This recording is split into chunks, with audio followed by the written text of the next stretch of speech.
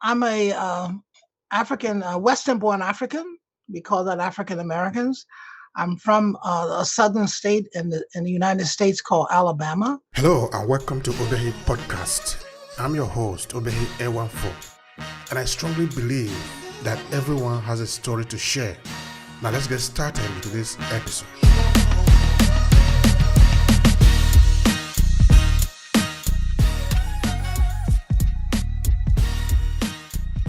Where I grew up, and I went to a school called Tuskegee. And when I was at Tuskegee, we had a lot of African graduate students who I became friends with, learning the music and reading political biographies of Nkrumah, Haile Selassie, Azikiwe, Kenyatta, and it's since and that. And when I finished school in 1970, the very next year I traveled to West Africa, and I have been traveling to Africa East and West every year since 1971, usually for 6 weeks, but sometimes for a whole complete summer. Traveling and getting to know the history that we are not taught in this country, and getting to know my cousins. The history that our enemies teach us shows their inadequate, either their inadequate sense of intellectual pursuit, or their designs of hijacking memory to our disadvantage. But I must admit, I knew very little of that until I went to Africa to see for myself that it was not a place of Tarzan and Jane. And then when I went to Egypt in 73 and Ethiopia in 73 in East Africa, and seeing for myself there was a much longer story here, and realizing that slavery is not the beginning of our history.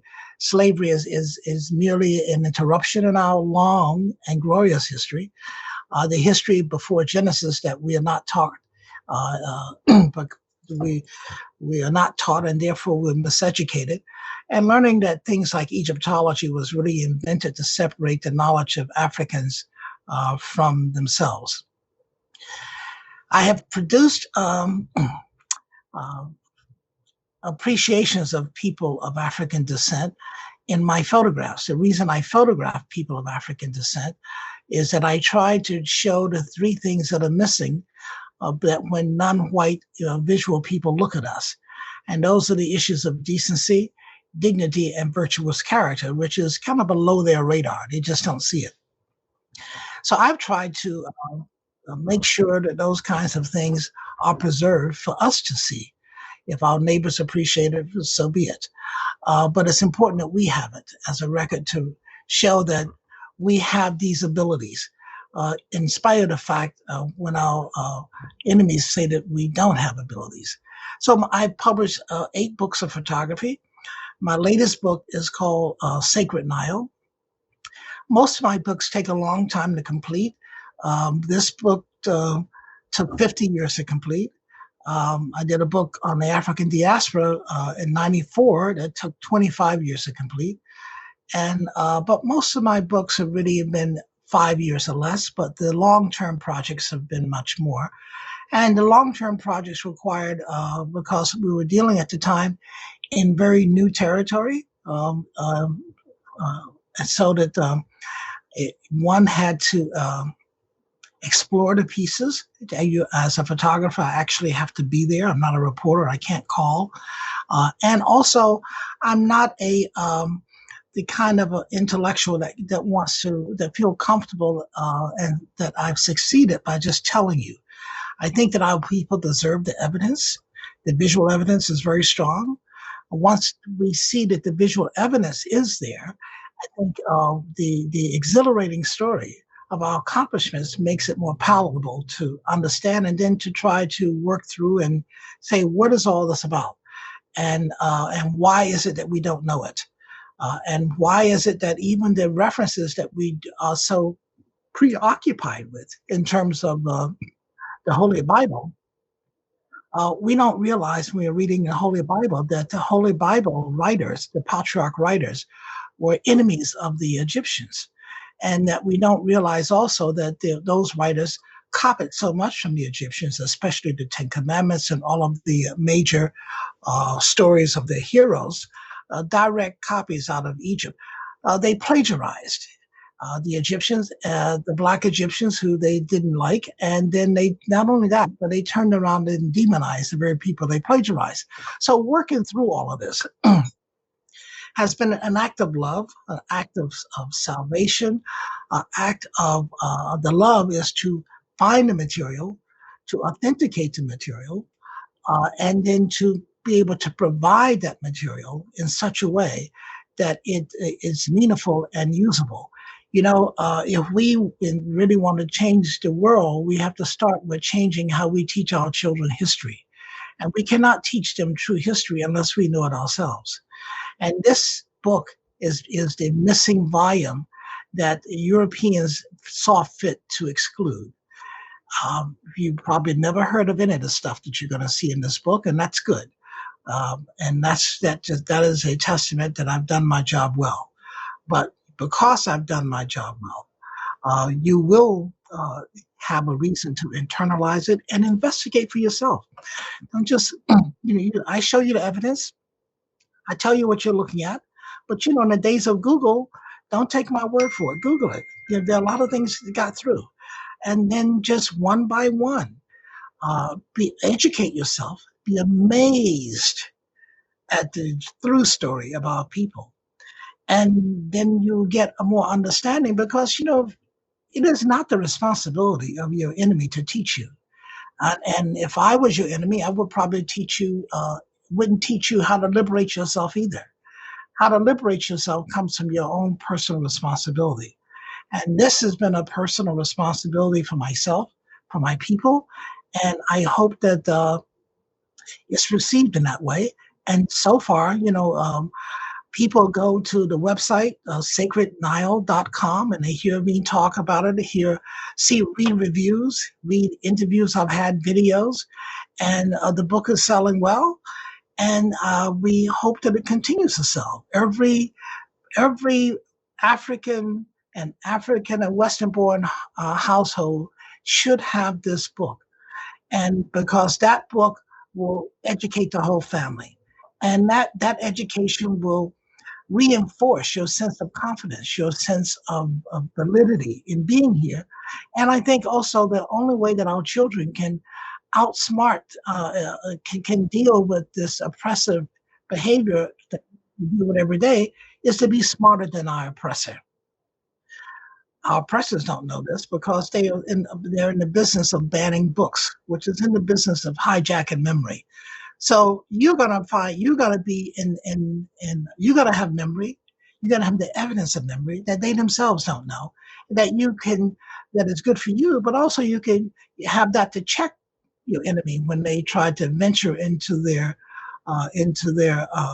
nonsense, into their unreliable intellectual inquiry that they try to pass off as legitimate. Thank you so much for that, sir. That is very important. You see, we're just barely starting, and I already told you it's going to be a long conversation because there are a lot of important points that you are touching here that I really need time to explain. Even for the fact that it have been sold in our mind that we don't have history, that the African American, for example, or the African diaspora were told that they came to where they are today, be a means of slavery. Therefore, their history started from slavery. Then to the Africans in Africa, they were told that their history started from colonialism. By this, they are basically cutting off away from our history. And when they do this, there is a series of consequences that is going to be repeating itself. And this is very dangerous for us. They know that it is dangerous. They deliberately do it because they know that it's going to be effective. So that is why when I see people like you who are taking the time to dig up the history, reinterpret it for the people, this is the beginning of our liberation. And like you said, no one is coming to help us to do this work, because if I were the oppressor, I cannot give you the instrument to liberate yourself, because in me, I'm going to lose now. Why would I play a game where I'm going to lose? It doesn't happen. Right. I don't blame them. but that's the game. And that game they call, pacification. And the first step of pacification was the slave Bible. Now, don't take my word for the slave Bible. You can Google it. The slave Bible is the King James Version. And in the King James Version, there are 64 passages in that Bible that tells you that you should love your oppressor and not rebel against your master, not rebel against your slave owner. Now, those passages are not in the original Greek that the Ethiopian church has. They're in you only find them, they get currency because of the Anglican Church, the Church of England, the King James Version. Look up slave Bible. So and that slave Bible was meant to pacify and to subjugate the aspiration and identity of the African. It worked on the African continent. It worked in the enslaved populations in the Western and the Western-born Africans. It was deliberately designed to do what it did, and we have that legacy that we have to work through. Now, one of the other problems with this is that, what we're taught, there's a world before Genesis, and this world before Genesis is our people who believe that we are a part of nature and that nature is a part of us. So in the Bible, you have all of these things that say, oh, those people are pagan, those people are animist, essentially semantic stop signs to yourself. So that you're supposed to, when you get close to yourself, you're supposed to be spooked and not go there. You're supposed to stay in that comfortable white territory of supremacy, and you can't be supreme unless somebody's underneath you. So in that comfortable territory of being underneath. So it's a real, quagmire that this legacy has left upon us. How we get the wherewithal, the intellectual wherewithal to crawl back through the black hole, so to speak, to ourselves is a struggle. And one of the reasons it's a struggle is that, religion has there's a difference between the world of spirituality, which is the world before Genesis, and the world of religion, which is the world of Genesis. And one of the things that in spirituality, which invented the concept of life after death, that's the concept that Isis, the Greek called Isis, or the Egyptians call As. There's a possibility there is life after death. And what they're talking about is that our reality exists in three things. There's a trinity here. We have the sky above us, which is celestial. We have the earth that we walk on, which is the physical, and we have the spiritual world of those who pass through, who come before us, pass through. Now, the religion has taken it in such a way that it says, well, you have to do certain things. The Egyptians had the same thing, but there was no hell because there was no original sin. But the Bible convinces you that if you stray from any of this, your soul will burn in hell and damnation forever. Well, it's what the best spin on that is, one, that it's a life insurance, and the Bible is a passport. But the other part of that is a giant lottery. And the third part of it don't matter, because nature, which we are part of, recycles itself. It's all energy. We are forms of energy going through human forms. We can't get out of this universe. So we swap forms.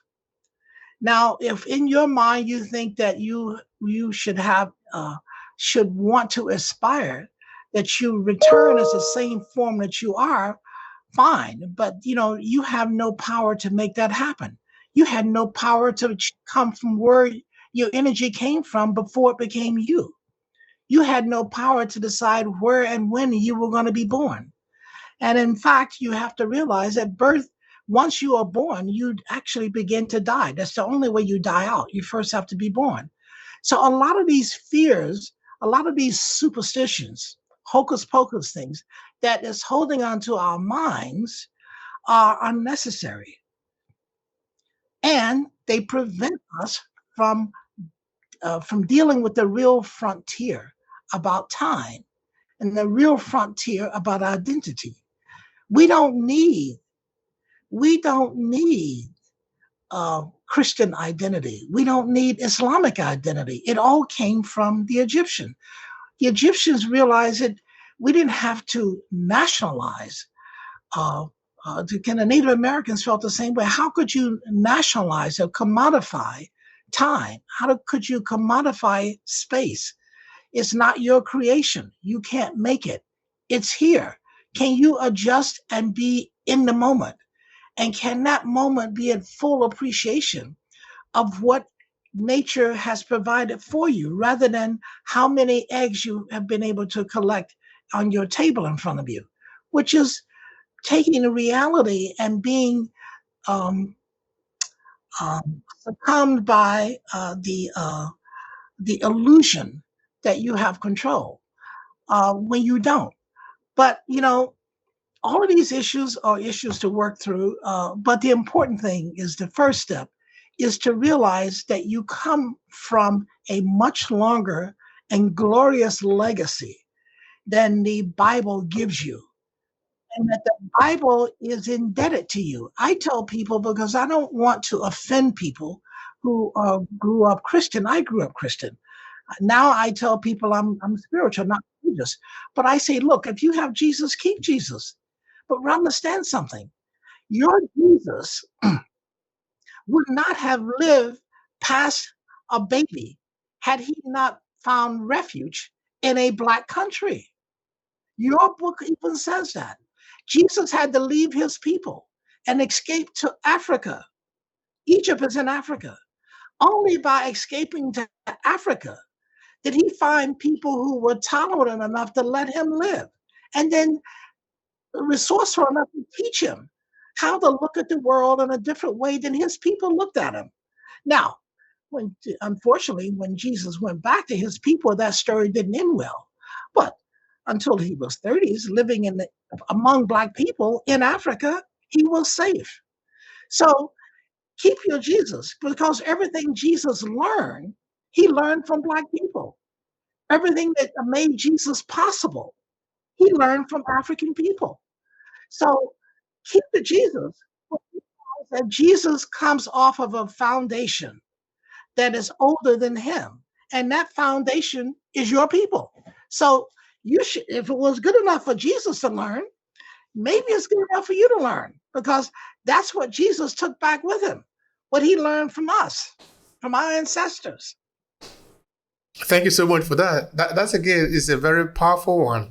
Just now, I'm going to be asking you to tell me a bit about your area of focus, because there are a lot of important things that you are mentioning that are very important for me. Because here we talk about spirituality, we talk about history, we talk about our language, because all these things help us to understand where we are coming from. Just the other day, I was talking about Igbo language of Nigeria, Eastern Nigeria. The expert who was telling me about the Igbo language told me, because I asked him specifically the age of this language. He made mention of the fact that this language has been existing for up to 7,000 years. So if a language has been existing for 7,000 years, meaning people have been speaking it for 7,000 years, these people certainly are not the European. So to tell me now that my history started from colonialism, we can see that it doesn't match there. So a lot of things have a lot of relations, have a lot of connection here. In fact, I do believe that we can actually throw away the Bible and we still have a full understanding of what is meant by spirituality. We don't need the Bible to do this. Of course, a lot of Africans, we don't understand what I mean there, but it's okay. Now, help me understand this. Which is your main area of focus? Because you did talk of photography, using photography. Okay, you have written up to 8 books. Help me understand that, because then I'm going to take it even further than that again, so that we can sort of go further back from there. Okay, I see myself as a cultural anthropologist with a camera. And as you mentioned, Igbo language and the concepts that are embodied in there, one could say the same thing. You're finding the similar things in Ewe language in Ghana. But let me get into language for a second. Those are oral traditions and oral histories But we have a tomb in Egypt, and the name of the occupant of that tomb is a king named Unas, U-N-A-S. Everybody, please write that down. Please Google that name, Unas, U-N-A-S. Now, we know because the Egyptians were consumed with record keeping. That's why we can talk all this right now, because, the Egyptians knew we would forget. That's why they wrote it in stone. In this particular man's tomb, underneath his pyramid, in the holy necropolis of Saqqara, the Egyptians spell it, the Arabs spell it S-A-Q-Q-A-R-A, where I think it should be S-A-K-K-A-R-A. In Saqqara, in his tomb. There are only 3 tombs like this in all the tombs we have found. And each tomb has 3 chambers. There's like a treasury, there's an antechamber, and then there's the burial. In this tomb, the wall is 2 stories high. In this tomb, around all 4 walls of the antechamber, all 4 walls of the burial chamber, chiseled in stone, are vertical lines of scripture. 331 vertical lines of Holy Scripture. Now, how do we know this? Because it was only in 1822 that we learned how to read the Egyptian language, 200 years ago. At that point, the Egyptian voice, the theological voice, began to speak again. And over time, as Egyptologists translated it, we discovered some very interesting things. In the tomb of Unas, it talks about creation. It talks about birth. It talks about faith. It talks about spirit. It talks about soul. It talks about death. And then it talks about the ascension to heaven. This is scripture. This is text. History is the line between what is written and what is oral. So we can all say definitively, we have the proof that the African had language, and he was able to use that language to create and very sublime concepts that dealt with who we are, where we are, and what is our purpose. 2500 BC. So now let's add that up with 2500 BC to 2200 now. You have 4,700 years that we can prove. The 7,000, 8,000, probably, I'm sure they're correct too.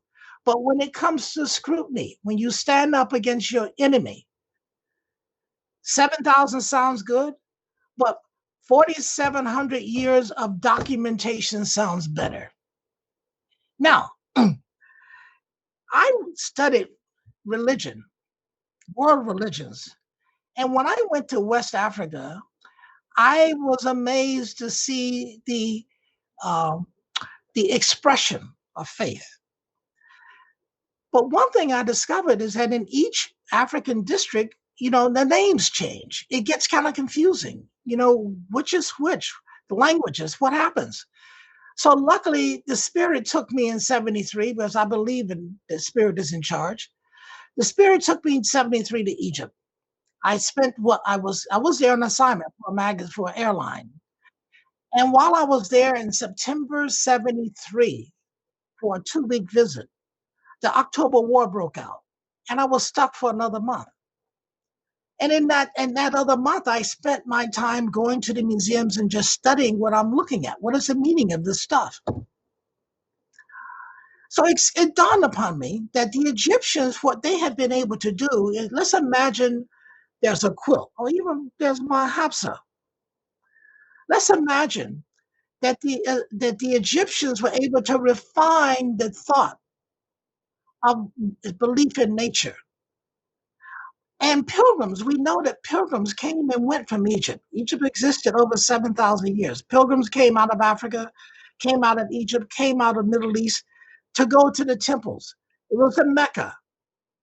And these pilgrims who went to Egypt was exposed to how the Egyptians had codified things and set up things.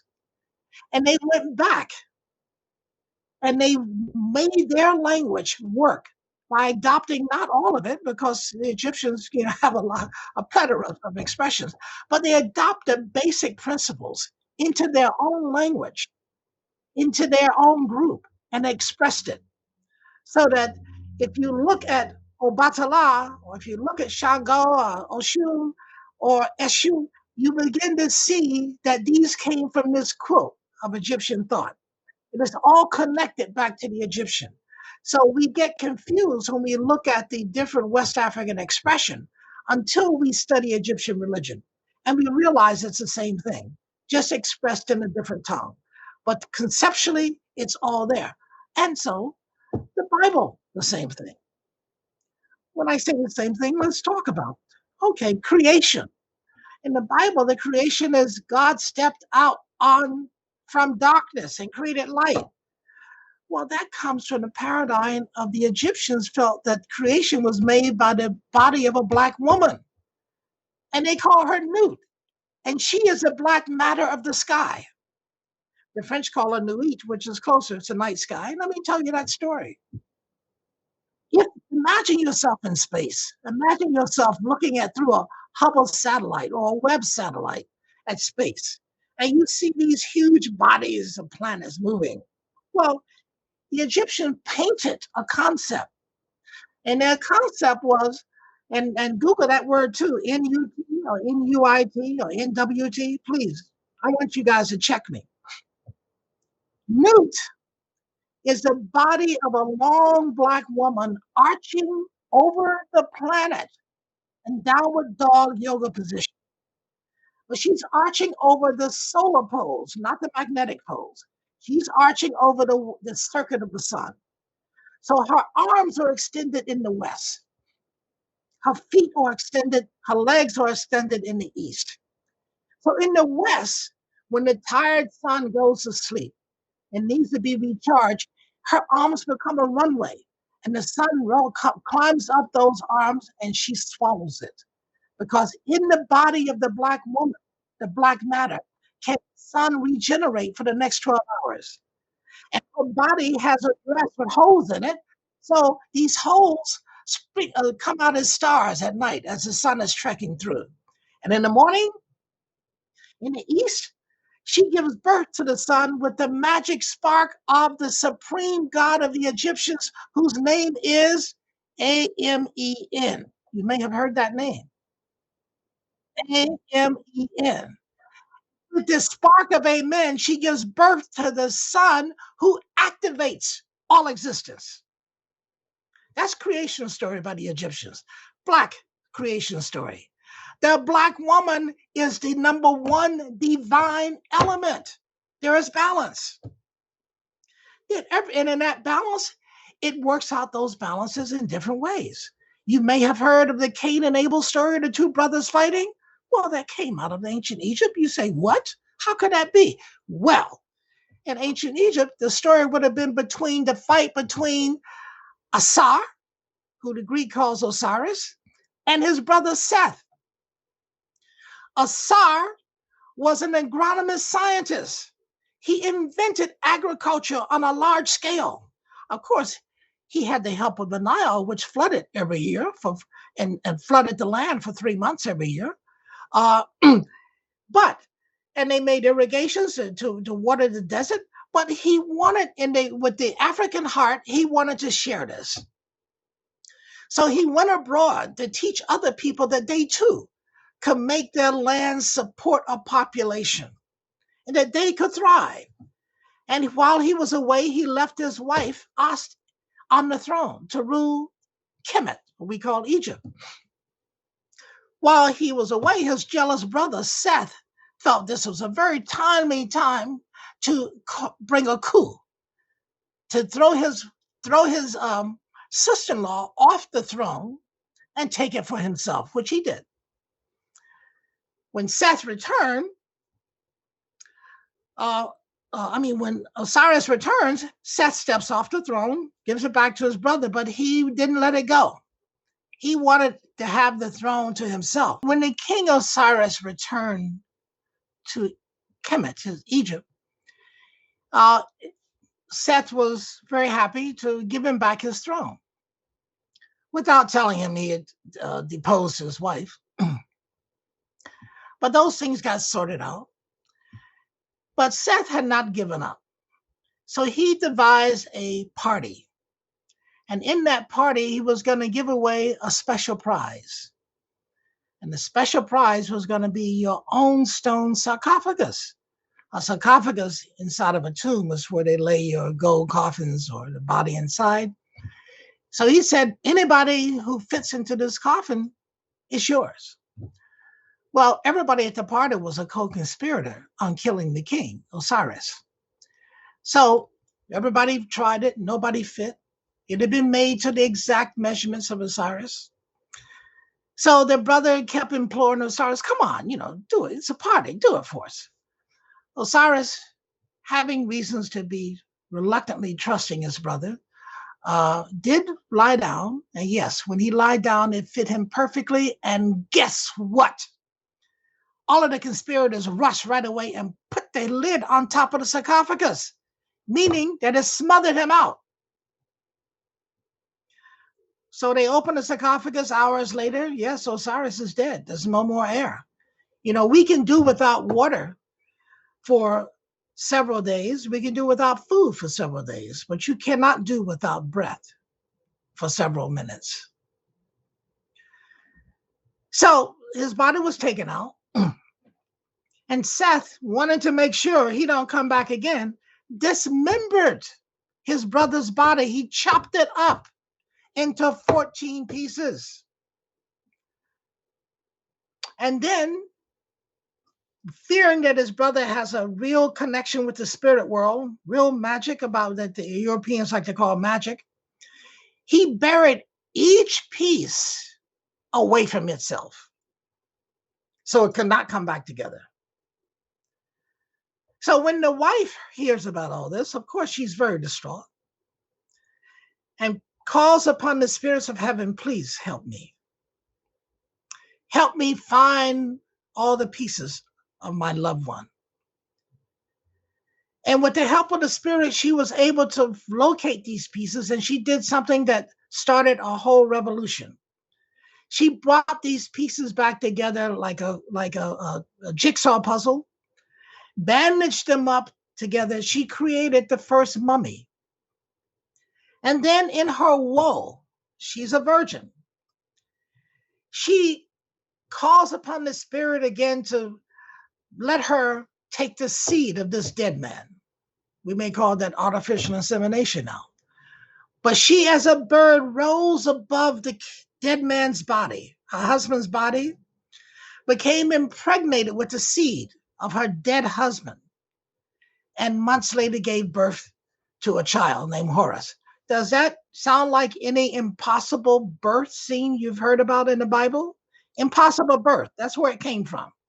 And then this son that she calls Horus, he and her both are now fugitives in a country that once she and her husband had ruled. So she has to be very careful not to be captured.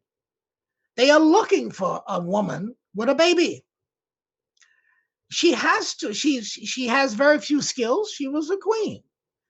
But she realized that she could make money being a market woman. But she couldn't have a baby with her because the police are on the lookout. So she had to hide her baby. So she made a little basket out of papyrus. Any of you know papyrus is like foam, it floats.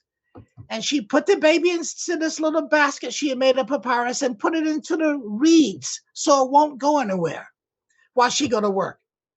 And then she'll come back and retrieve the baby. She probably came back for lunch to feed it, came back for dinner when it was over with. So the whole idea about Moses being found in the bulrushes, hello, folks. I'll be there. That story was 5,000 years old before it even got there. And then you talk about miracles.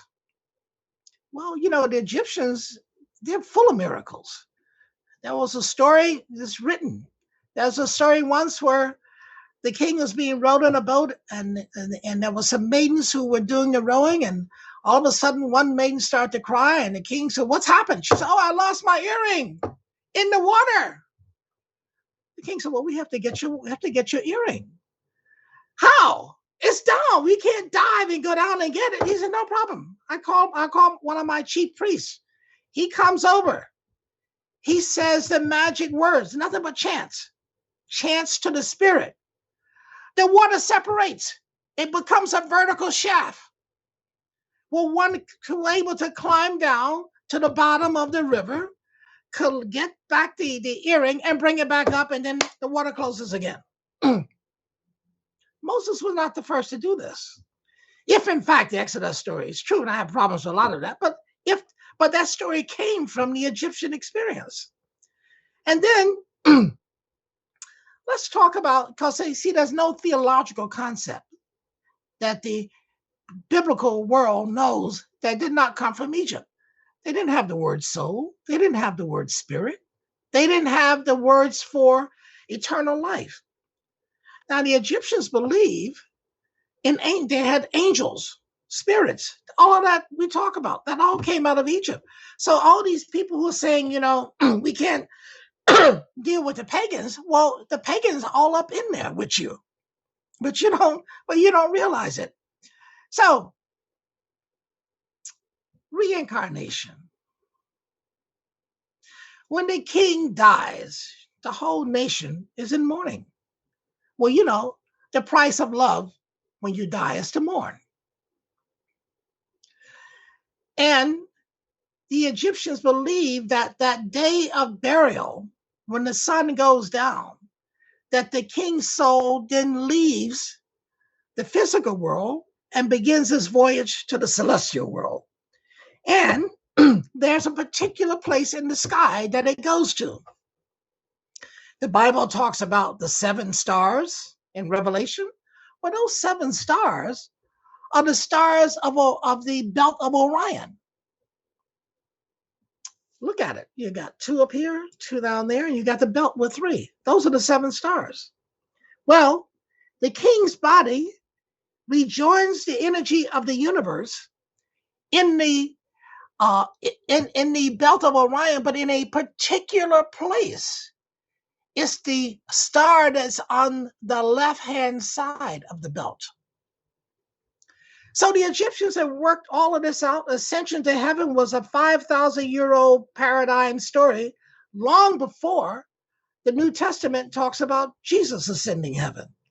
Of course, I'm not quite sure why this is so, but we know where at least 30 bodies of the Holy Fathers and Holy Mothers of ancient Egypt is, and we do not know where even a toenail is of Jesus Christ.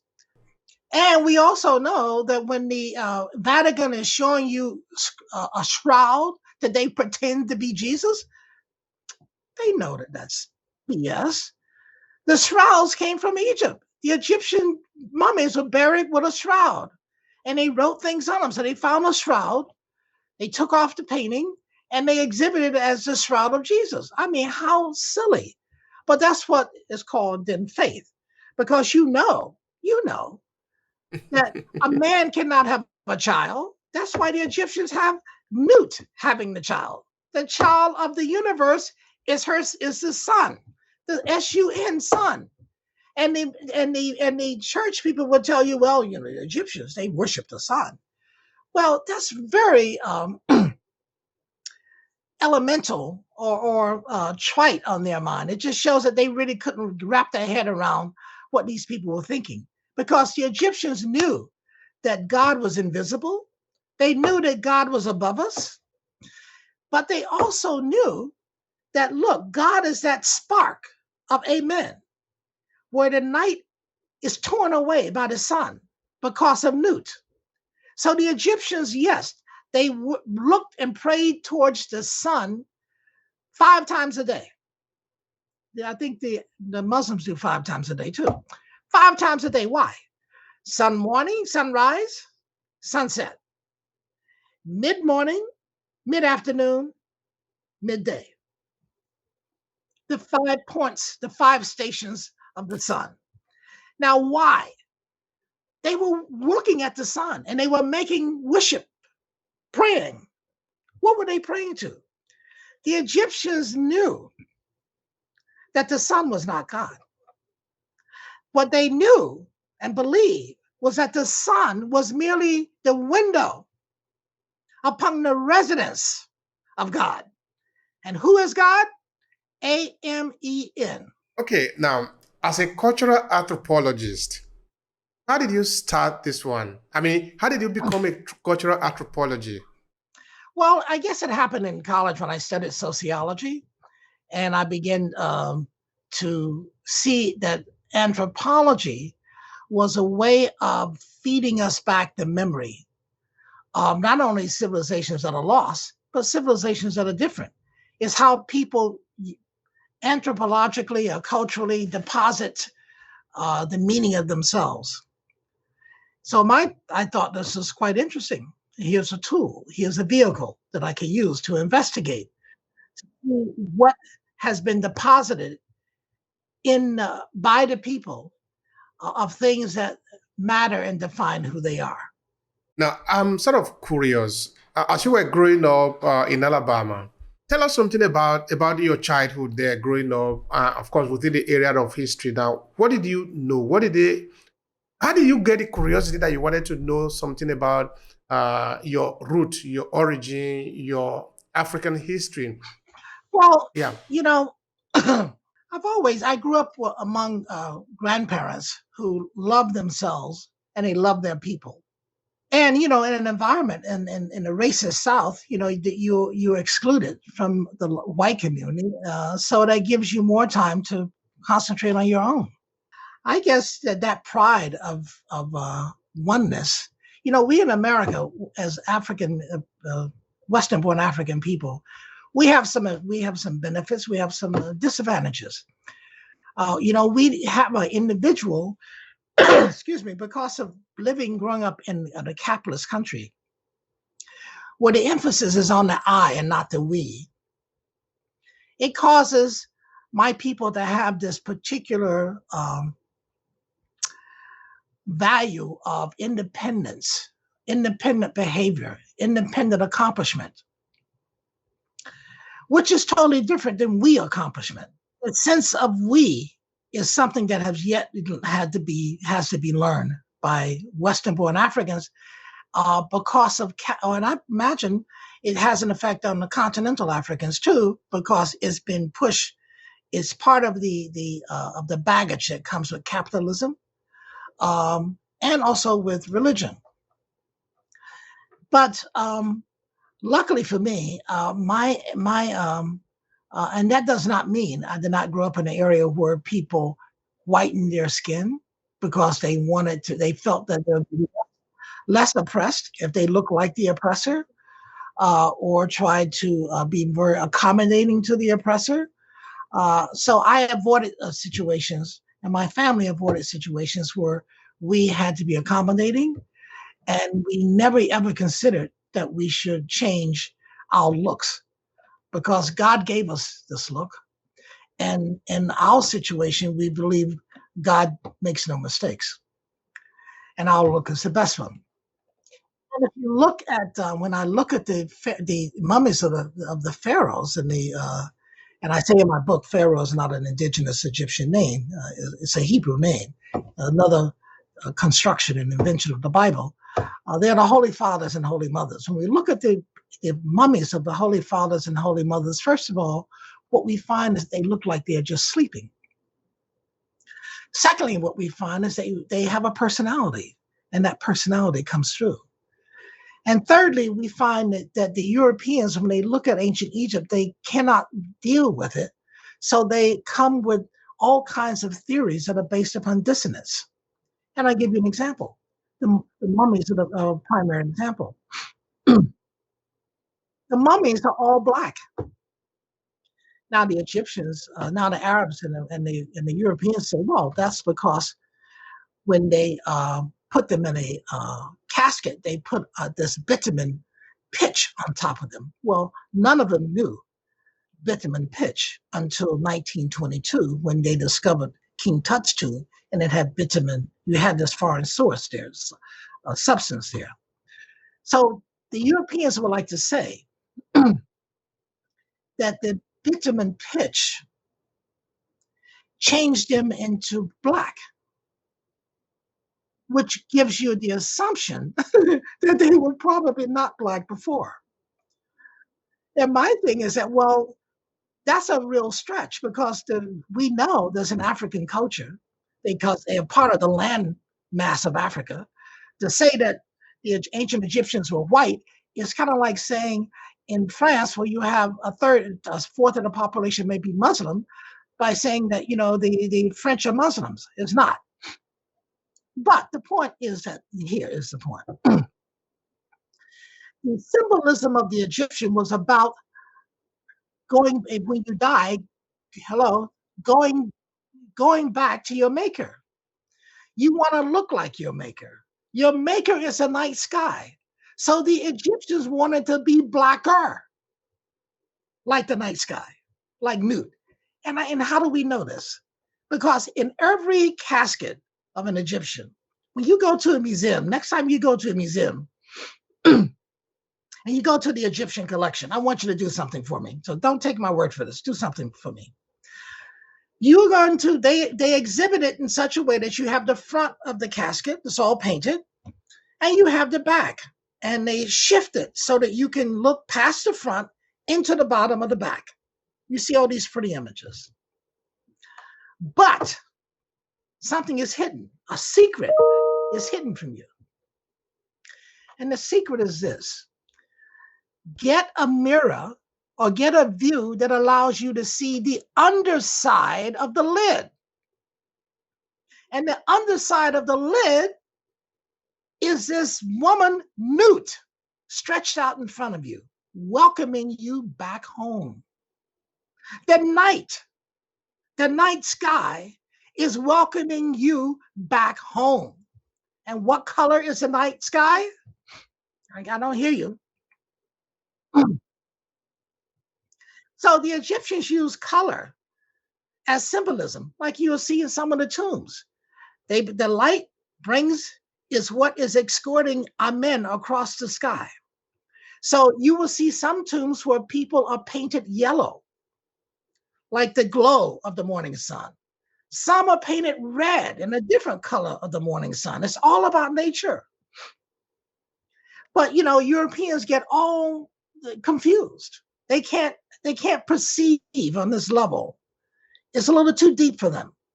So they have to bounce back by saying, oh yeah, we know these are great people. And because we are racist, it cannot be African people. That's why people will say, hey, the pyramids have been built by aliens.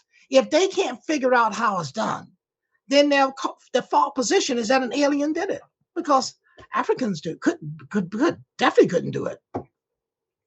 So we live in a world where the media is dominated and controlled by our enemy. So it's not unusual for us to fall prey and start thinking the way our enemy thinks. As Malcolm X said, who taught you to hate yourself? You see, that is really deep. The question of, because we could even give it to the European, okay, that, but I don't even, it even beat my imagination. Why should we be arguing that Germany is a European country? What made Germany a European country also make Germans European? How can we take away the German people and say this land is German, but the people in the land are coming from somewhere? Where do we send them now? It wasn't possible for them to cut away Egypt from Africa. So Egypt is not a European, it's not an African culture.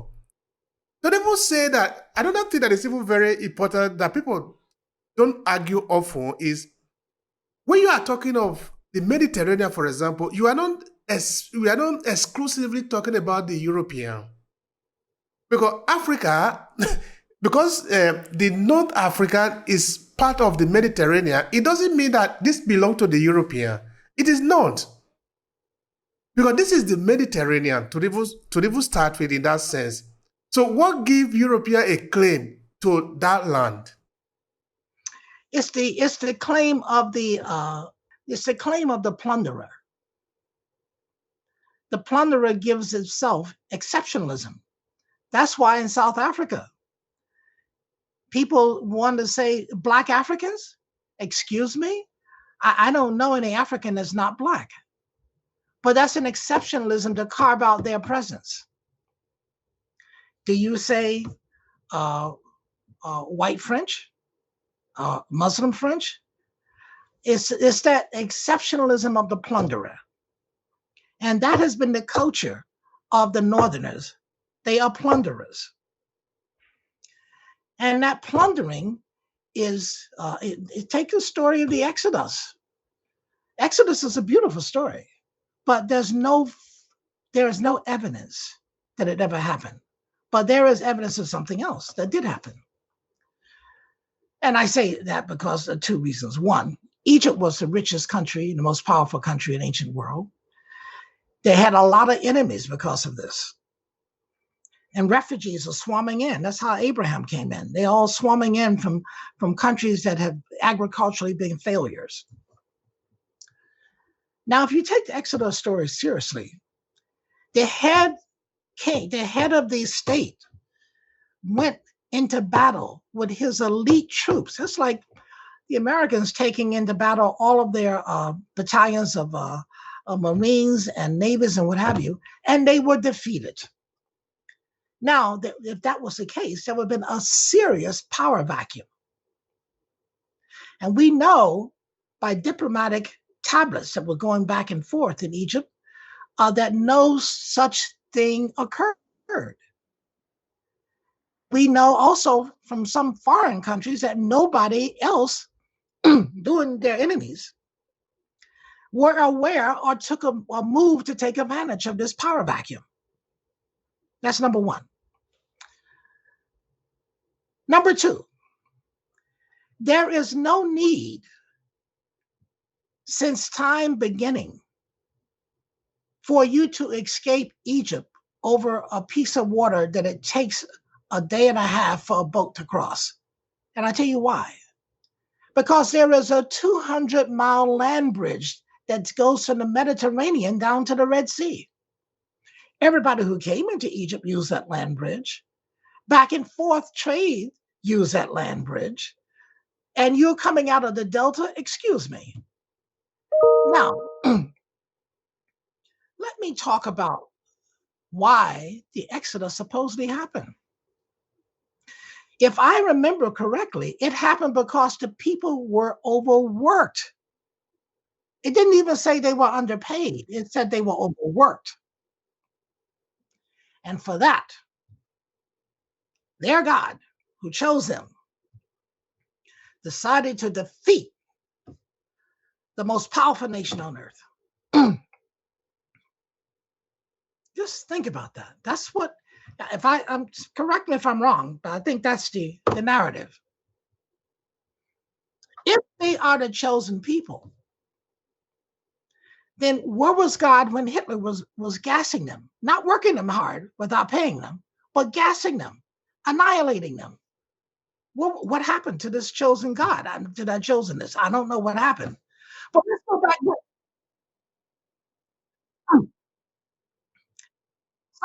So you can swap gods in and out. Well, then why are we still worshiping this God that you swapped out, that abandoned you? Why should we stick with a God that abandoned you? But then let me talk about who these people are, though.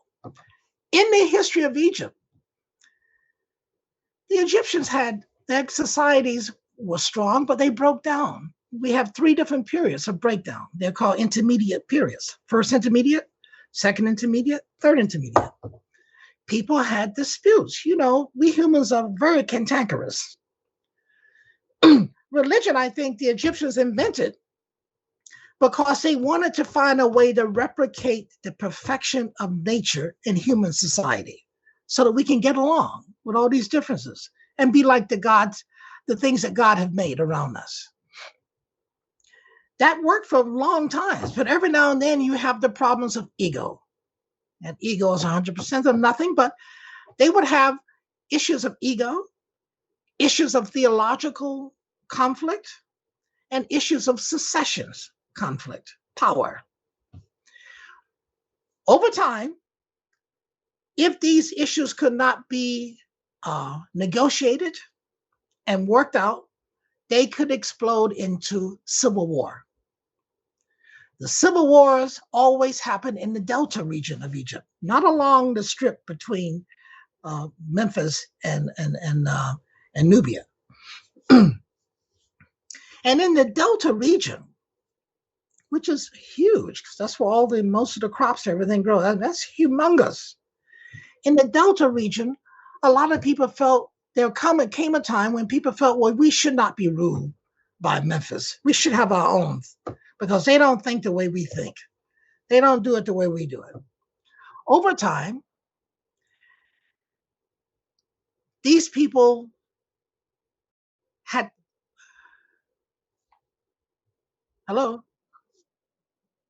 over time, these disagreements became civil wars. And the Egyptians, who were not really warlike people, the leaders of the different areas who were disagreeing had money enough to hire war power. They called them mercenaries. They were hiring mercenaries. I said, I need 10,000 troops, 100,000 troops. I got the gold. I'm going to hire you. Come over here. Put down this rebellion against me. That's how the Hyksos militia was recruited to come to Egypt. And over time, after the Hyksos put down all of the unrest, they were in control. Well, the African version is that if two brothers fight, it's the stranger who walks away with the purse. And that's what happened in this situation. So the Hyksos realized that they had the purse.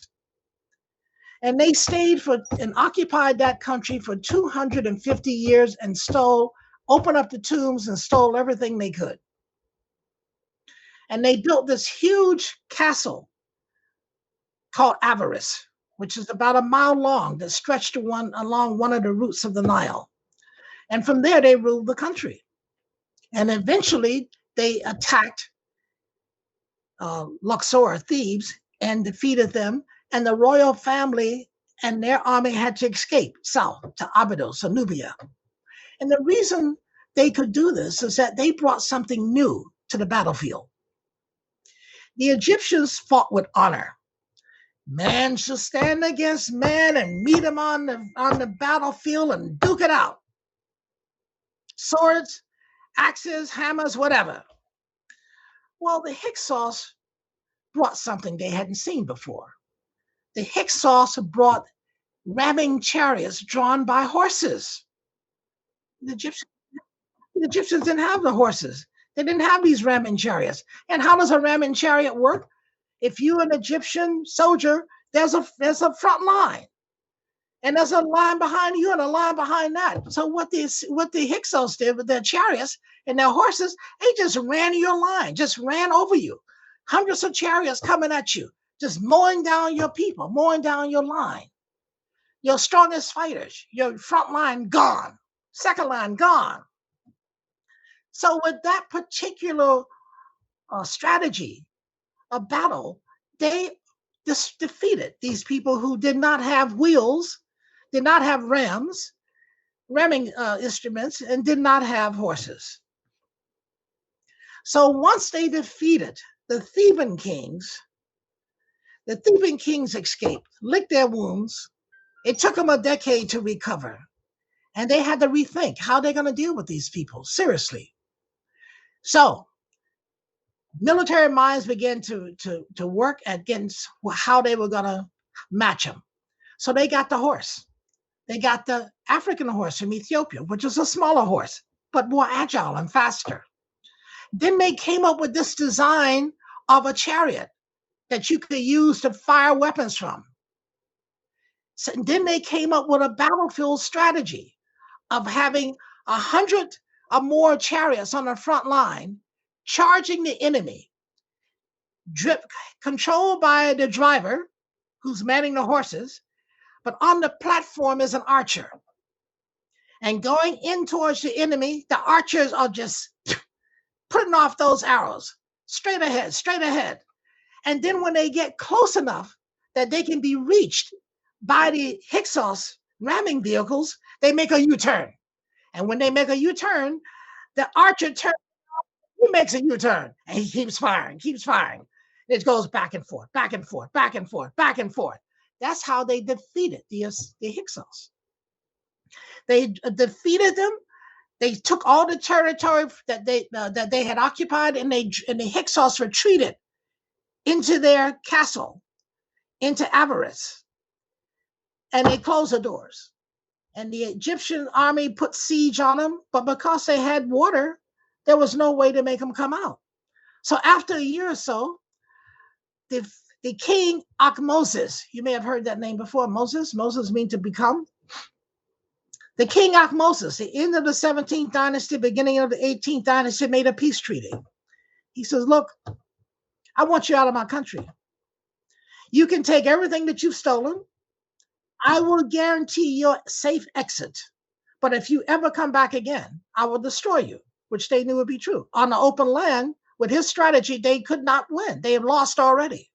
So his army secured the exit route for these 250,000 people to leave with all their loot and take that same 200-mile bridge that everybody else used to get in and out of the country, to leave. Now, when the Hyksos left, they found themselves in a new position. They found themselves in a political position that was not friendly, so to speak. When they left Iraq and Syria and Turkey area 250 years ago, the geopolitical dynamics were quite different. 250 years later, the same people, the same kingdoms had changed. Some had disappeared. Now, so the new kingdoms were there, and you can imagine a new kingdom of spies or border guards are looking out, and you see 250,000 people coming your way. That will cause some sort of question and alarm. Who are these people?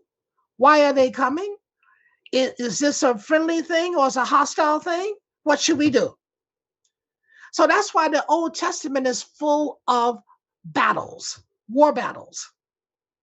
Because it's the battles that 40 years, it's the battles they had to fight to try to find new land to take over before they then pivoted to the Mediterranean to take over the city-states of Canaan. But unless you know this history, unless you know what was going on, you are seduced by this story. So now how did this story come about? Well, my theory is part of, we have evidence for part of it. We don't have the evidence for the second part. And I'll tell you which one is we have evidence for. We have the evidence that once Avaris was vacated, there were a group of priests in the temple of On, that petitioned the court, the royal court, to go and purify Avaris, which they did. But once there, they said, oh, wow, we got it back. We should invite Apapas, who was a king, to come back. And they sent a note to Apapas, Papas, we got Avaris, come back, you can have it. And Apapas said to them, no, I'm not coming back, but you come to me. Now you say this is an act of sheer treason. And you're right, but you have to understand, here are people who their father, they have grown up under the Hyksos as being legitimate rulers. Their father and their grandfather and their great-grandfathers have grown up on the Hyksos as legitimate rulers. So in their mind, they were doing the patriotic thing, as opposed to these Southerners coming up from thieves who ran them out. Now, Egyptian priests are a really special class of people. And they're in charge of so many things: education, astronomy, science, medicine, everything you can think of, architecture. It comes out of the priesthood. And one of the things that priests are very good at, they're training in telling mythological stories. So the priest, Moses, who was one of these priests, went to Apapas in Canaan and realized that, You guys have been fighting for 40 years.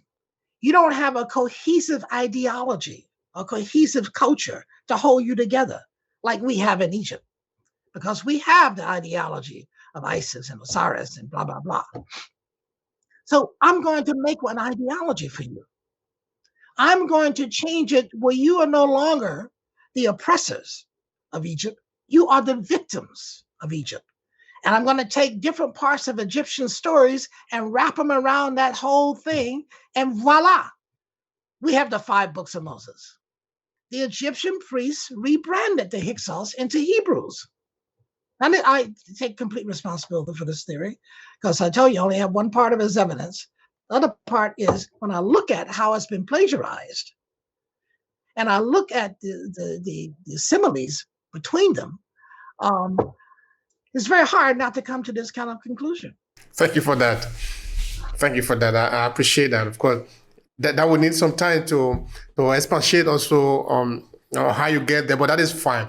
Another thing to look into is the work that you have been doing for some time now, for a long time now, the Sacred Nile. I wanted to give us a kind of a background of that project. What do you want people to know about that? You see, is this seeable? Okay. Yeah, we can see. Yeah. Well, it is the Sacred Nile, but it's also the secret Nile, the secret history of the Nile.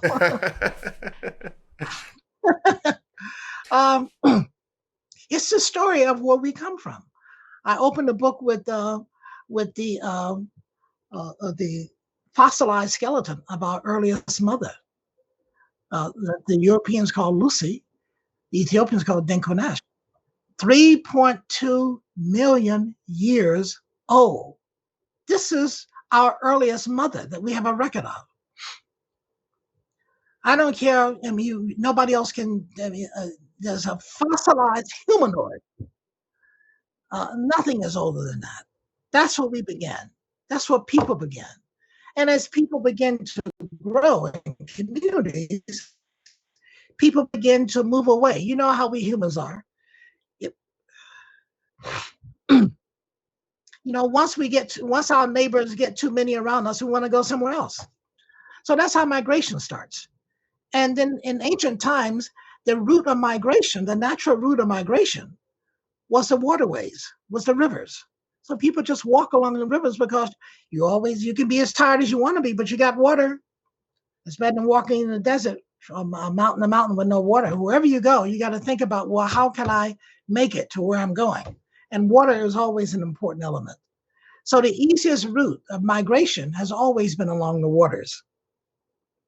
So African people expanded out of the mountains of Ethiopia, and they started traveling the rivers that took them down to East Africa, to Obehi Gorge, South Africa, took them into Northern Africa, into the deserts of Egypt.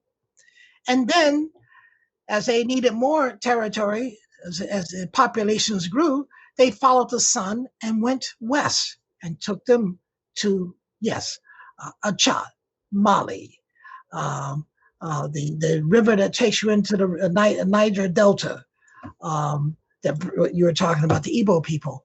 The river Niger, yeah. All of those things are a product of natural migration over thousands of years. So, and we get to the West Coast where the sun is set and we stop. There's no more land to go. But, we've had a glorious history. We've taken the thoughts of the highlanders from Ethiopia about nature with us across the continent. We took it down into Egypt, where it was really developed to an apex.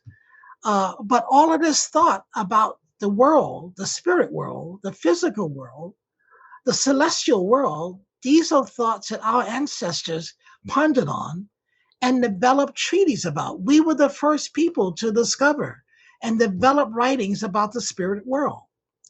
No other people have done it. The Europeans didn't do it. They gave you a Bible that we wrote. They didn't do it.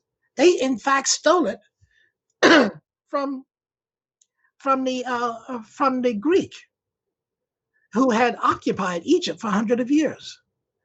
So it's all the plunderers have plundered well. And just like in Egyptian history, where there was a time when we have the documents that says the local Egyptian young people are trying to tell the old people, let's stop putting up with these people who are among us. They don't respect us. They don't care for our values. They are oppressing us. Stop having that African heart and feeling, that you have to be kind. No, we don't have to be kind anymore. Let's throw them out. It took them time to get the religious population, the spiritual population, to accept that point of view, and then to raise arms against these people to throw them out. Because we were all very spiritual, and that, everything is okay, and they will learn to come to our way. And that happened for a long time. Invaders came to Egypt, and like quicksand, they were absorbed into the Egyptian culture, into the Egyptian way of life. But then later on, invaders who came were not interested in a part of what was there. They were only interested in plundering what was there. And that plundering became a very hard task for our people, first under the Greek, and then under the Romans. And then under the Assyrians, the Turks, the Persians. Everybody wanted a peace. And that's the way Africa still is today, because we are disorganized. Everybody knows what we have, and they come for it, and we don't know what it is, and they use force to push us aside, because we haven't decided that we are worthy enough to have equal force to fight back.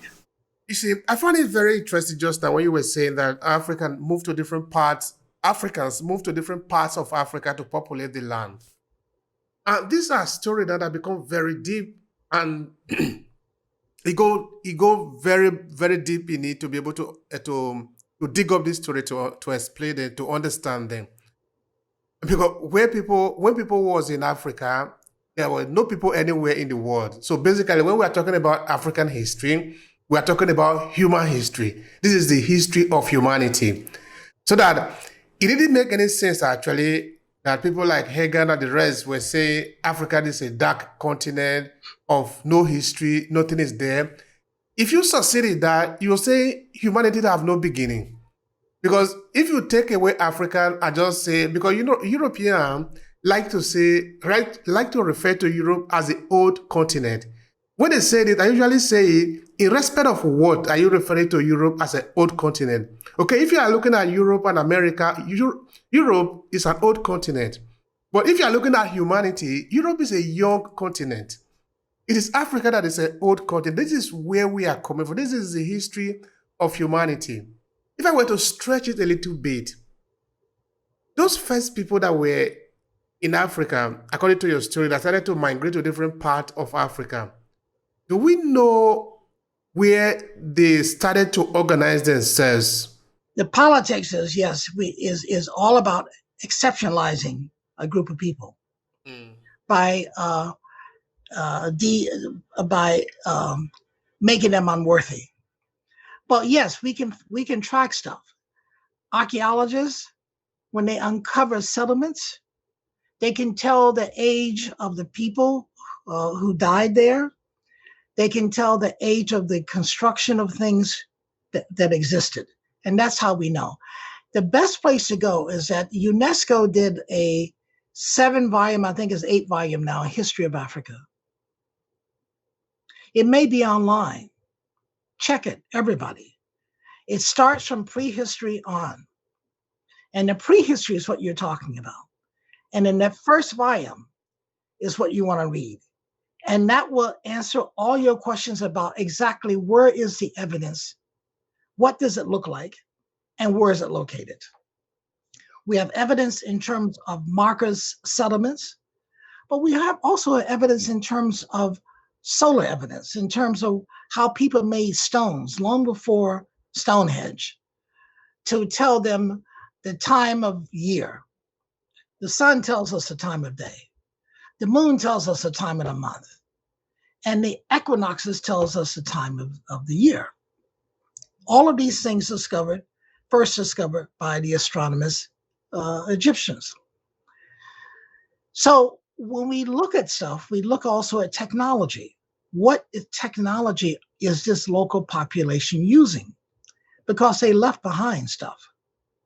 And from that, we can even tell when we come upon solar technology, we can now use a computer and say, okay, where is it pointing now? And if we know it was made in such a way that was supposed to go to the North Star, we can then use a computer program to help us calculate how far back that we have to go so that this thing works properly. And that gives us time in the sky, time itself. So we know that we are more ancient because of what has been left behind, but we have to know what those things look like and how to analyze them. And the first chapter, the first book of the world history of Africa by UNESCO is what you want to read. Thank you for that. That is a lot. There is a lot that can actually be uncovered there. All right. Now, I'm also curious about what are the first things that you found in Egypt when you went there, because you've gone there a number of times. What were some of the first things that you find that sort of encourage you to go there more and more? Well, after traveling to Egypt now about 24 times, my first thing was coming into, well, obviously everybody's impressed by the pyramids. I mean, they're like three big mountains on the horizon, 35 stories high. Next time you're in a building that's 35 stories high and there's a window, please look out the window. Because if you had climbed the top of the pyramid, that would be your view. Secondly, the pyramid is made like no other building. So the mind takes a moment to have to process it all. Why all these tons and tons of block, thousands and hundreds of tons of block here. And then one has to process that what you're looking at is not what it looked like during the time of our ancestors. When the Arabs invaded Egypt in the 6th century AD, our time, the pyramid had a skin on it. A skin of white limestone. And that limestone reflected the light because the Egyptians believed that the power of the sun was sparked by God, Amen. Oh, also, not until the Eiffel Tower was built was there anything taller on the universe, on the planet, than a pyramid. So let's imagine for a second, why is it important that they build this thing just to have light? It's not really it's got a burial chamber in it. It's got two in it, in fact. But why is it important to have such a thing about light? People worship the light. They worship the force of the light. So they wanted to bring the presence of God down among them. And if you could imagine a limestone white building, 35 stories high, reflecting the light as the sun trekked over it, it was an awesome sight. Then I begin to see the temples. And I'm looking at the temples. And, when we go to Egypt today, what's left behind Egypt, you have to think about it as a person without flesh. You're looking at the bones because the plunderers have taken they've taken everything that they could take. The only reason that the pyramid exists in Egypt is because it was too heavy for the Europeans to move. But like vultures, they just come and stripped away stuff. So what you see left behind, you see right away, you see columns. And you say, wow, that's not what I was taught. I was taught that columns was a Greek thing and a Roman thing. But I'm looking here and I'm seeing the antecedents of columns long before Greece and Rome was a polity. I'm looking and I'm seeing the kings worshiping somebody, not themselves, worshiping something else, worshiping Amen. And that doesn't seem to jive with the Exodus story of these mean kings. So I said, wow, there is another story here, a story that is ancient in itself and totally different than anything that we have been taught, anything that we know. We have been miseducated. And I'm looking at where the gap was in this miseducation. And I'm looking at it and I'm finding pieces here, pieces there. I realized after studying and going back and forth that I am in the middle of a trash dump. And that trash dump, imagine, has a broken necklace in it. I have got to sift through the trash dump to find the individual pearls that go on that necklace. And I got to sift through time to find out each new pearl I discover, where it goes to make up the complete necklace. I am doing what they call in social science primary research. And I'm loving it. And the Spirit is giving me the time and the money to do it. And I'm loving that too. And that's what I should be doing. So it's took me. I didn't know when I started this out that it was going to take me 5 decades of work before I felt that I had enough pieces pulled together that I could tell this story. Because parts of the story is all scattered all over Egypt. Parts of the story is scattered all over Sudan. And parts of the story is scattered all over Ethiopia. All of these places along the same river that these people migrated back and forth from, where they took the ideas back and forth. It meant accepting and recognizing the brilliance of these people and their relationship, how they discovered and defined their relationship with the Creator, how they saw themselves in the whole matrix of creation, and how they saw and took responsibility for trying to make their lives have a continuum and an aggregate continuum that works for them. It's amazing to get into the heads of our people in the world before Genesis. And we realize then that the European, not only is their thinking completely inadequate, but as conquerors, as plunderers, their sense of civilization and culture is nowhere near ours. But we don't know that. Once we learn that, then we can start embracing that and see the world differently. Thank you so much for that. Thank you. We really do appreciate the work that you are doing. And I would like you to speak also to some other persons like you out there, because there are a lot of Africans who could actually be doing more of this work. In that it is true, the plunderer, there are many. They have a lot of they have more resources that we have. They have more tools that we have today. So they are working against us, and they are continuously doing it. But we are not just handicapped in everything. At least we have our mind. We can think. We can use our mind and work together to be able to do things for ourselves. Because in the beginning of the conversation, I did actually pointed out that many African Americans or African diaspora are told that their history as a people started from slavery. The same people, their brothers in Africa, the Africans in Africa, are told that their history started from colonialism. But now we are going back many, many thousands of years before any other part of the world could organize themselves. So this is the thing that we have not been told, and this is our history. So it is true that many of these plunderers, these international thieves, have destroyed many parts of Africa. We didn't even make mention of the Library of Alexandria, for example. Why would they need to burn it down? Was it a mistake? Why would they need to burn down Benin City when the British invaded? And many other parts of Africa, which sometimes it appears that it's just a mistake, but it's not a mistake sometimes. They are deliberately rooting out the people so they don't know anything about them. And it might appear to somebody as, well, it's just a history. It's not just a history. It is a blueprint for you to exist in this world, because your ancestors left a message for you. If you want to survive in this world, you must read that message. It's a letter for you.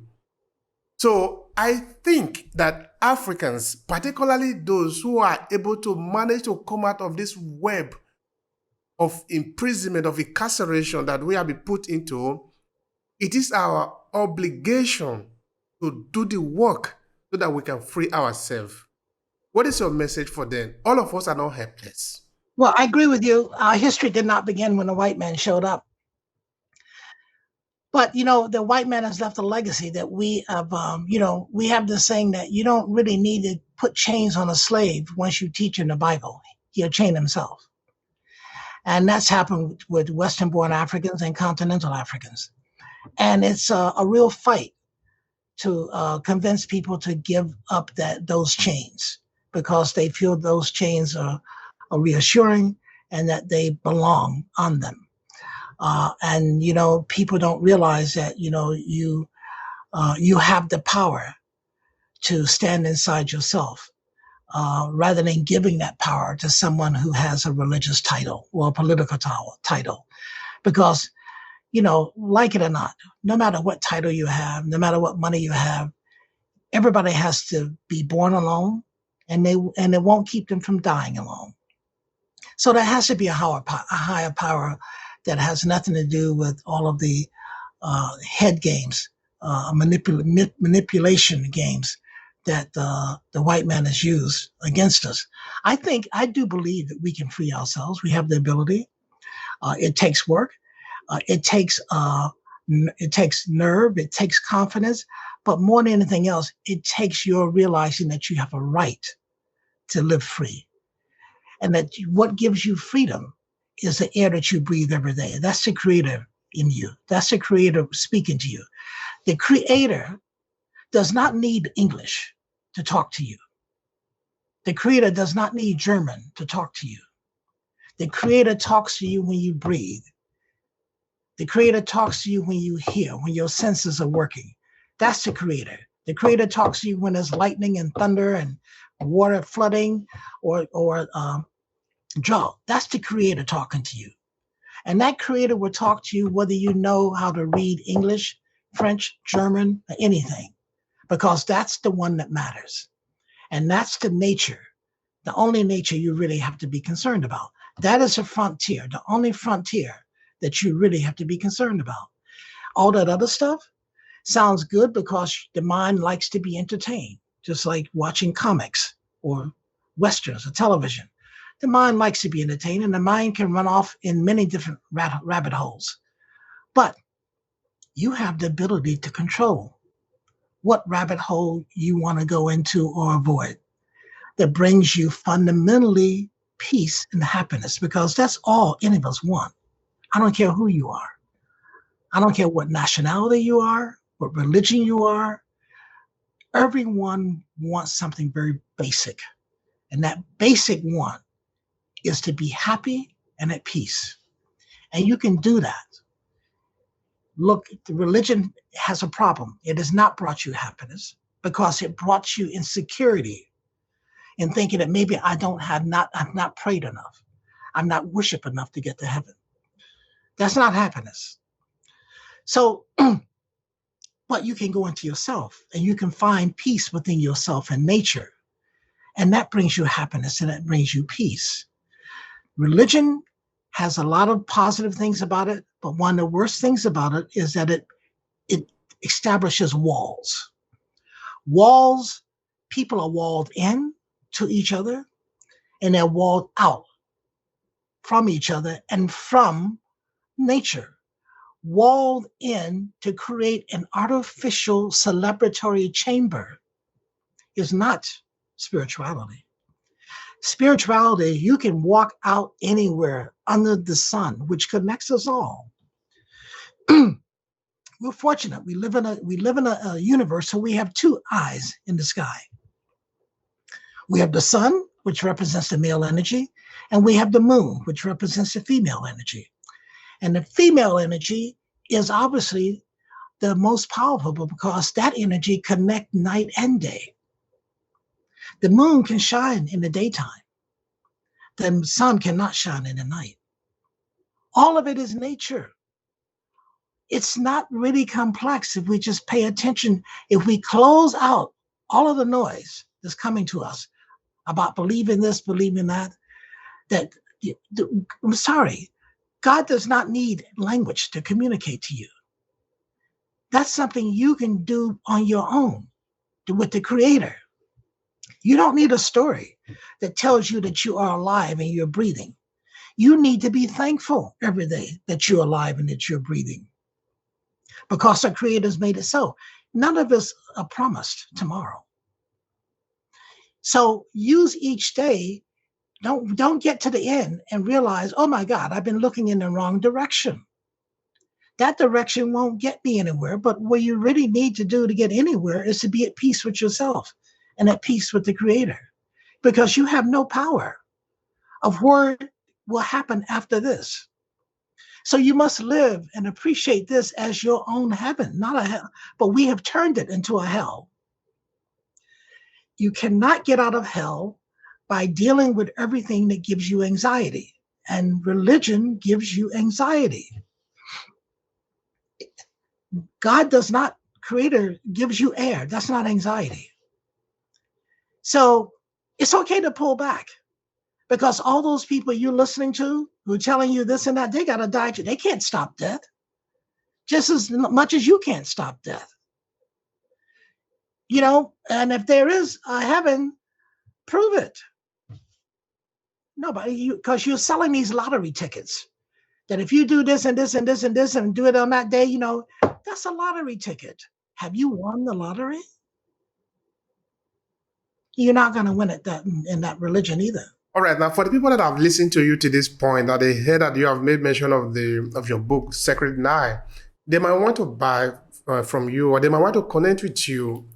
So how can they connect with you? How can they get this book to buy? You go to my website.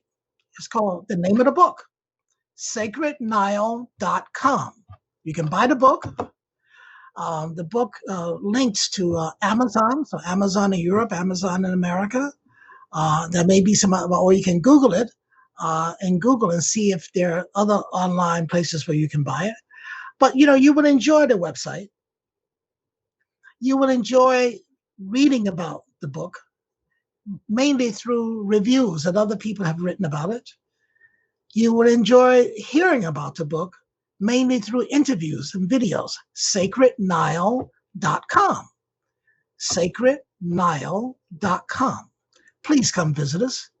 And I hope that Sacred Nile and what I'm doing will encourage you to visit the Blue Nile River states, the Nile states of Egypt, Sudan, and Ethiopia. I have a lot of friends who now have this book, and guess what? They go to Ethiopia, then they go to Sudan, then they go to Egypt, or vice versa. But they take this book, they say, I want to see this. I can understand it. Part of it is discovery, part of it is skepticism.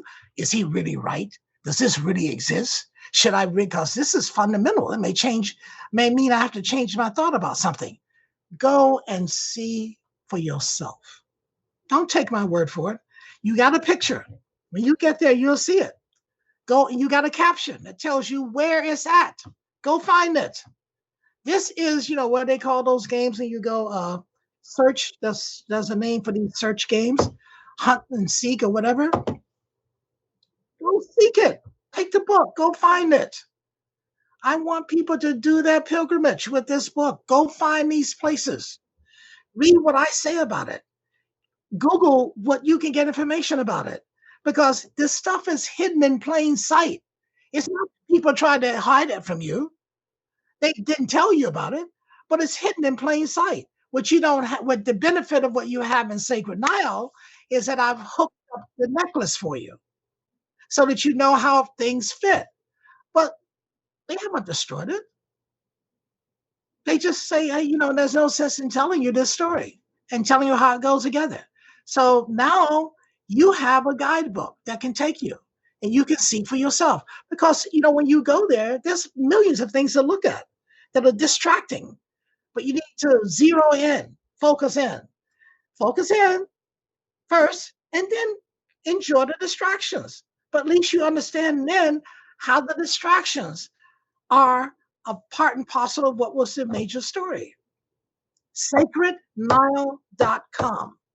That is the first step to liberating yourself. sacrednile.com. Is there any other thing you would like to say to conclude the conversation? Because it really have been a very rich here, and I believe a lot of people getting good value from what you said today. Is there anything you want to say more? I want to say that we people of African descent are taught everybody's history except our own. That's why we are controlled by everybody and not us. We can change that. And if we're going to make a future that's for us and our children, we have to change how they are taught history. And in order to do that, as a parent, as an adult, we don't know our own history. We have to learn it so we can show them how important it is. Because children, you tell them something, it goes in one ear and out the other. But if they see you looking at the book day in and day out, or 1 week or another, going back to it, then they know for themselves it's important. They don't care what you say. They only care what they see. And you can show them where to go, but you first need to find out yourself, because our future and their future depends upon them being smarter than our oppressors. And the first step with that is knowing your real history, because history tells you who you are as a people and the time in history that you stood up. And we stood up tall, and we can stand up again. But only if we have the confidence that it's within us, that ability is within us. Get sacred now. You'll see that. You'll see that ability. And that ability means, once you see that ability, you become very upset with yourself. Because then you realize that, okay, it's within my power. Why and what should I be doing to make that change, to make it happen? Because before you knew, my great uncle had a saying, my great uncle who lived to die at 108 said, the more that you know, the more unhappy you become. Because now you've learned a lot more of the games that's going on around you. And now you've learned that your happiness has to be interrupted to have an effect, a responsible effect, so that you can come back to a happiness and peace that you can own. Thank you so much, Sam. That will be very rich. I appreciate it. I appreciate the time. Thank you. Thank you for sharing me with your community. I am so honored. And this is not Waka. This is Egypt. It's called a sign of nullification. If you see any Egyptian mummy statue, this is a sign of nullification. The crossing out of the positive and negative forces, this came before the cross. Thank you so much, sir. I appreciate it. Thank you so much. If you enjoy this podcast, make sure you subscribe so you never miss any of our future episodes. Rate and review Obehi Podcast and share with your friends who might need it. I remain Obehi Ewafo. Thank you so much for listening. I'll talk to you in the next episode.